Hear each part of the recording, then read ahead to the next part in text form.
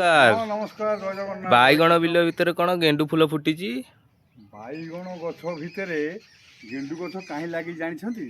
ଏ ବାଇଗଣ ବଗିଚାରେ ମୋର ଗେଣ୍ଡୁ ଫୁଲ ଗଛ ଲାଗିଛି, ଗେଣ୍ଡୁ ଫୁଲ ଗଛ ଲାଗିଛି।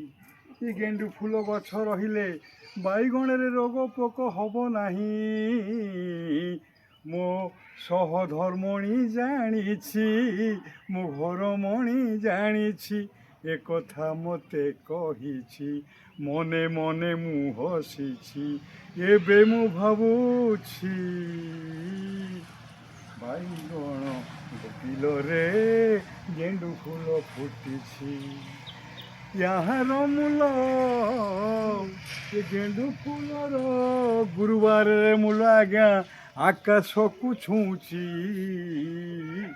ବାଇଗଣ ବଗିଚାରେ ଗେଣ୍ଡୁ ଫୁଲ ଲାଗିଛି।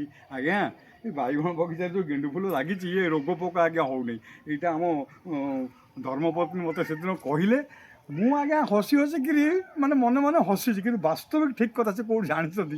ଠିକ୍ କଥା ଆଜ୍ଞା, ଆପଣ ସବୁ ପନିପରିବା ଚାଷ ଭିତରେ ଦୁଇଟା ଗୋଟେ ଗେଣ୍ଡୁ ଗଛ ଲଗାନ୍ତୁ। ଫୁଲ ତ ଫୁଟିଲେ ଶୋଭାବର୍ଦ୍ଧନ ତ ହେବ ହିଁ ହେବ ଆଜ୍ଞା। ଏ ଗୁରୁବାରରେ ପା ଆକାଶ ଛୁଆଁ ମୂଲ୍ୟ ଆଜ୍ଞା 200 ଟଙ୍କା କିଲୋ। ତେଣୁ ଆପଣମାନେ ଯେଉଁ ବଗିଚାରେ ଆମର ଏଠି ଚାରିପଟେ ଇଏ ଭାରି ଆମର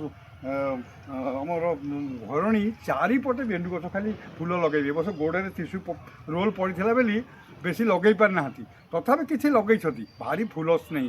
ଜୟ ଜଗନ୍ନାଥ। ସମସ୍ତେ ଫୁଲକୁ ଭଲ ପାଆନ୍ତି। ଏଇ ଦେଖନ୍ତୁ ଆଜ୍ଞା ବାଇଗଣ କେତେ ନିଖୁଣ ଆସୁଛି, ପୋକ ହେଉନି ଆଜ୍ଞା। ନିରୋଳାରେ ବାଇଗଣ ଫଳ ଆସିଛି। ଏସବୁ ଇଏ ବହୁତ ଦିନ ହେଲା ତୋଳା ହେଲି, ଗୋଲ ଏବେ ଫଳୁଛି।